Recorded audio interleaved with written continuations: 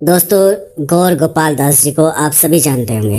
उन्होंने जीवन के संघर्ष के बारे में कहा था कि जीवन है, तकलीफ तो होगी ही, वरना मरने के बाद तो जलने तक का एहसास नहीं होता।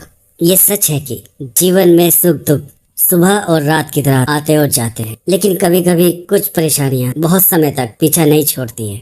इस वीडियो में जो नियम बताने जा रहा हूँ, अगर आप आज से ही इस नियम को अपनी लाइफ में अपना लेते हैं तो इतना तो मैं आपको लिख कर दे सकता हूँ। अगर आपकी किस्मत में कई वर्षों का दुख भी लिखा होगा ना, तो वो दुख कुछ दिनों में ही समाप्त हो जाएगा, और अगर कुछ दिनों का दुख होगा तो कुछ क्षणों में समाप्त हो जाएगा। मैं इस नियम को एक कहानी के माध्यम से आपको समझाने जा रहा हूँ, और इस वीडियो के लास्ट में एक महत्वपूर्ण प्रोसेस है आपके लिए, जिसे अगर आप डेली रूटीन में अपनाते हैं तो वह आपके जीवन को सफल और समृद्ध बनाने में आपकी बहुत मदद कर सकता है। तो मेरी आपसे रिक्वेस्ट है, प्रार्थना है कि आप अंत तक साथ बने रहिएगा। तो आइए दोस्तों, सुनते हैं उस कहानी को। दोस्तों, एक कबूतर रेगिस्तान में रहा करता था। वह कुछ समय से बहुत बीमार चल रहा था, और इसी वजह से उसके सारे पंख भी खराब हो चुके थे, जिसके कारण वह इतना खाना तलाश नहीं कर पा रहा था और कई दिन से भूखा था। एक दिन की बात है, एक सफेद रंग का बहुत ही सुंदर कबूतर उधर से गुजर रहा था। उस बीमार और दुखी कबूतर ने उस सफेद रंग के कबूतर को देखा और उसे रोका और उससे पूछा, तुम कहाँ जा रहे हो? उस सफेद कबूतर ने उत्तर दिया, मैं दूसरे लोक का कबूतर हूँ और दूसरे लोक में जा रहा हूँ। बीमार कबूतर ने कहा, क्या तुम ईश्वर के दूत हो? सफेद कबूतर बोला कि हाँ, ऐसा ही समझ लो। बीमार कबूतर ने कहा कि तुम मेरा एक काम कर सकते हो? सफेद कबूतर बोला, हाँ हाँ बताओ, मैं कर दूंगा। बीमार कबूतर ने कहा, ईश्वर से बस इतना पूछकर बता दो कि मेरी पीड़ा, मेरा दुख कब तक समाप्त हो जाएगा। उस सफेद कबूतर ने कहा, ठीक है, निश्चित ही पता कर लूंगा और तुम्हें बता दूंगा। और उस सफेद कबूतर ने इतना कहकर बीमार कबूतर से विदा ली। वह सफेद कबूतर देवलोक पहुंचा और उसने एक देवदूत से पूछा कि वह कब तक ठीक हो जाएगा। देवदूत ने बताया कि उस पक्षी के जीवन में अगले 7 वर्षों तक इसी तरह का कष्ट लिखा हुआ है और उसे ऐसे ही 7 वर्ष तक कष्ट भोगना पड़ेगा। तब तक उसके जीवन में कोई खुशी नहीं है। यह सुनकर वह सफेद कबूतर बहुत दुखी हुआ, क्योंकि उसे लगा कि वह तो पहले ही से इतना बीमार और दुखी है। अगर वो ऐसा सुनेगा तो वह और निराश हो जाएगा। उस दैवीय कबूतर ने उस देवदूत से पूछा, क्या आप इसका कोई उपाय बता सकते हैं? देवदूत ने उत्तर दिया, हाँ, एक उपाय ऐसा है जो उसके दुख को 7 दिन में ही समाप्त कर सकता है। यह सुनकर वह सफेद कबूतर बहुत खुश हुआ और बोला, कृपया आप मुझे वह उपाय बता सकते हैं? देवदूत ने कहा कि हाँ, मैं बता सकता हूँ, ध्यान से सुनो।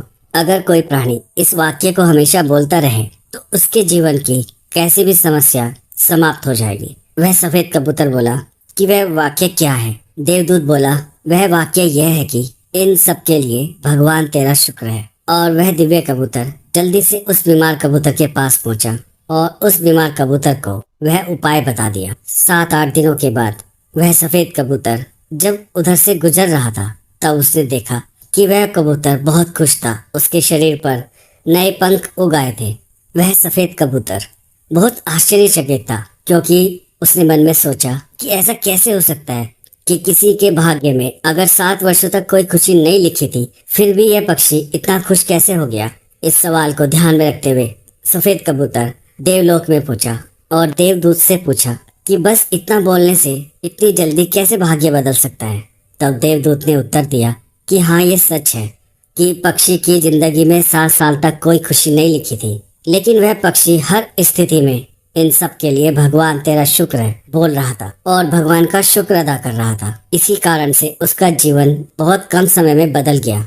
जब पक्षी गर्म रेत पर गिर गया तो उसने इन सब के लिए भी ईश्वर को कहा, इन सब के लिए ईश्वर तेरा लाख लाख शुक्र है। वह पक्षी उड़ नहीं सकता था, तो उसने इन सब के लिए भी ईश्वर को कहा, ईश्वर तेरा लाख लाख शुक्र है। उसे प्यास लगने लगी और आसपास पानी नहीं था, तो उसने कहा, इन सब के लिए भगवान तेरा शुक्र है। जो भी स्थिति हो, पक्षी इस बात को दोहराता रहा, इन सब के लिए भगवान तेरा शुक्र है। और इसीलिए 7 साल 7 दिनों में समाप्त हो गए। दोस्तों, आपने ये कहानी सुनी और पाया कि बीमार कबूतर कितने कम समय में स्वस्थ हो गया और उसके पंख ठीक हो गए। वह अब खाना तलाश कर सकता था, मतलब कि उसका भाग्य पूरी तरह से बदल चुका था। ठीक ऐसे ही अगर आप भी इस धन्यवाद और शुक्रिया जैसे भाव को अपने जीवन में अपनाते हैं, तो इसमें जरा भी संदेह नहीं है कि आपके किसी भी तरह के दुख परेशानी कुछ ही दिनों में समाप्त हो सकते हैं। जब हम इस बात पर ध्यान देते हैं कि आज आपके पास क्या है और आप उसके लिए ईश्वर को धन्यवाद देते हैं, शुक्रिया करते हैं, तो आप अपने भाग्य को बदल रहे होते हैं, जिससे आपके जीवन में हर पॉजिटिव चीज में बरकत समृद्धि होने लगती है।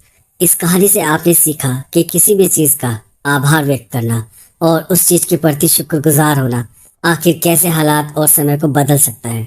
यह मन का एक ऐसा भाव है जो नकारात्मकता से सकारात्मकता की तरफ लेकर जाता है, आपकी नेगेटिविटी को पॉजिटिविटी में बदल देता है। अगर आपको अपनी जिंदगी बदलनी है और अपने सपने सच करने हैं तो आपको ईश्वर को हर उस चीज के लिए धन्यवाद देना चाहिए जो आज आपके पास है।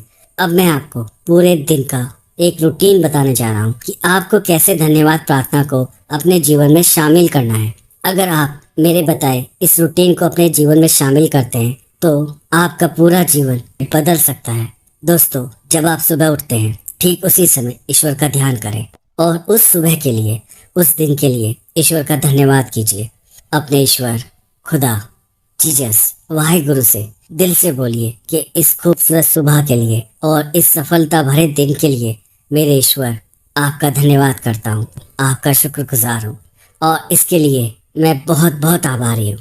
और उसके बाद जब आप ब्रेकफास्ट करें तो अपनी ब्रेकफास्ट की प्लेट को छूकर मन में ईश्वर को उस ब्रेकफास्ट के लिए थैंक्स बोले, धन्यवाद बोले, शुक्रिया करें। उसके बाद जब आप कोई काम शुरू करें या अपने बिजनेस या स्टडी के लिए घर से बाहर जाएं तो ठीक निकलने से पहले आप ईश्वर से बोलें कि मेरे ईश्वर, मेरे अल्लाह, मेरे वाहिगुरु, मेरे जीसस, आज सफलता से भरे अवसर देने के लिए मैं आपका शुक्रगुजार हूँ और आभारी हूँ। मेरी इतनी अच्छी इनकम के लिए मैं आपका आभारी हूँ और धन्यवाद करता हूँ। मुझे मेरे इतने अच्छे दोस्त देने के लिए आपका धन्यवाद, आपका आभार है।